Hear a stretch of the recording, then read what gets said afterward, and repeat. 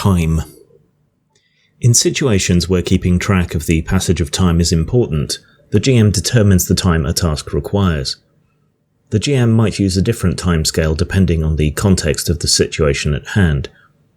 In a dungeon environment, the adventurer's movement happens on a scale of minutes. It takes them about a minute to creep down a long hallway, another minute to check for traps on the door at the end of the hall, and a good 10 minutes to search the chamber beyond for anything interesting or valuable. In a city or wilderness, a scale of hours is often more appropriate. Adventurers eager to reach the lonely tower at the heart of the forest hurry across those 15 miles in just under 4 hours' time. For long journeys, a scale of days works best. Following the road from Baldur's Gate to Waterdeep, the adventurers spend 4 uneventful days before a goblin ambush interrupts their journey. In combat and other fast-paced situations, the game relies on rounds, a 6-second span of time. Movement. Swimming across a rushing river, sneaking down a dungeon corridor, scaling a treacherous mountain slope, all sorts of movement play a key role in fantasy gaming adventures. The GM can summarize the adventurer's movement without calculating exact distances or travel times. You travel through the forest and find the dungeon entrance late in the evening of the third day. Even in a dungeon, particularly a large dungeon or a cave network, the GM can summarize movement between encounters. After killing the guardian at the entrance to the ancient dwarven stronghold, you consult your map, which leads you through miles of echoing corridors to a chasm bridged by a narrow stone arch. Sometimes it's important, though, to know how long it takes to get from one spot to another, whether the answer is in days, hours, or minutes. The rules for determining travel time depend on 2 factors: the speed and travel pace of the creatures moving, and the terrain they're moving over. Speed. Every character and monster has a speed, which is the distance in feet that the character or monster can walk in one round. This number assumes short bursts of energetic movement in the midst of a life-threatening situation. The following rules determine how far a character or monster can move in a minute, an hour, or a day. Travel pace. While travelling, a group of adventurers can move at a normal, fast or slow pace, as shown on the travel pace table. The table states how far the party can move in a period of time, and whether the pace has any effect. A fast pace makes characters less perceptive, while a slow pace makes it possible to sneak around and to search an area more carefully. Forced march. The travel pace table assumes that characters travel for 8 hours in a day. They can push on beyond that limit at the risk of exhaustion. For each additional hour of travel beyond 8 hours, the characters cover the distance shown in the hour column for their pace, and each character must make a Constitution saving throw at the end of the hour. The DC is 10 plus 1 for each hour past 8 hours. On a failed saving throw, a character suffers 1 level of exhaustion. See Appendix PHA. Mounts and vehicles. For short spans of time, up to an hour, many animals move much faster than humanoids. A mounted character can ride at a gallop for about an hour, covering twice the usual distance for a fast pace.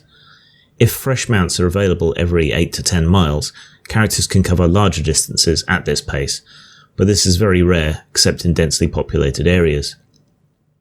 Characters in wagons, carriages, or other land vehicles choose a pace as normal. Characters in a waterborne vessel are limited to the speed of the vessel, and they don't suffer penalties for a fast pace or gain benefits from a slow pace. Depending on the vessel and the size of the crew, ships might be able to travel for up to 24 hours per day. Certain special mounts, such as a Pegasus or Griffin, or special vehicles such as a Carpet of Flying, allow you to travel more swiftly. Travel pace table. Fast pace. Distance per minute, 400 feet.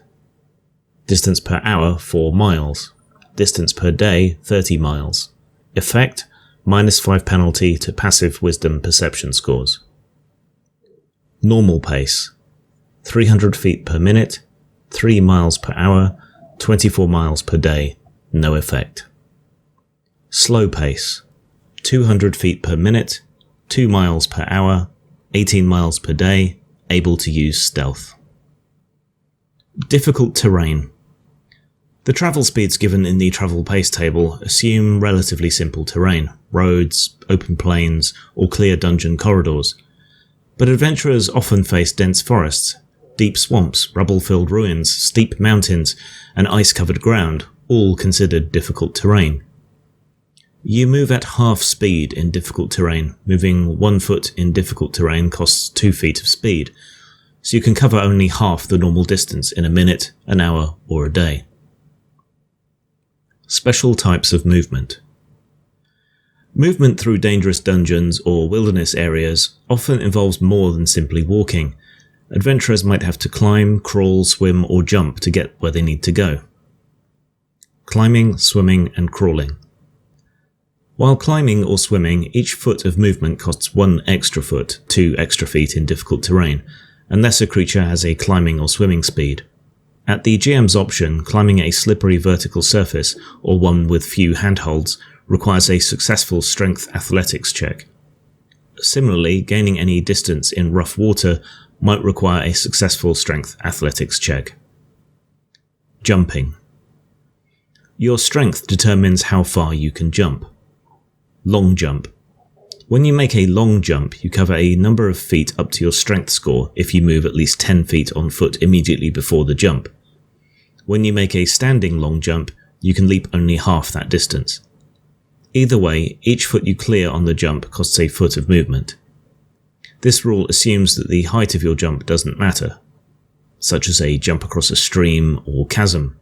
At your GM's option, you must succeed on a DC 10 strength athletics check to clear a low obstacle, no taller than a quarter of the jump's distance, such as a hedge or low wall. Otherwise, you hit it. When you land in difficult terrain, you must succeed on a DC 10 dexterity acrobatics check to land on your feet, otherwise you land prone. High jump. When you make a high jump, you leap into the air a number of feet equal to 3 plus your strength modifier, if you move at least 10 feet on foot immediately before the jump. When you make a standing high jump, you can jump only half that distance. Either way, each foot you clear on the jump costs a foot of movement.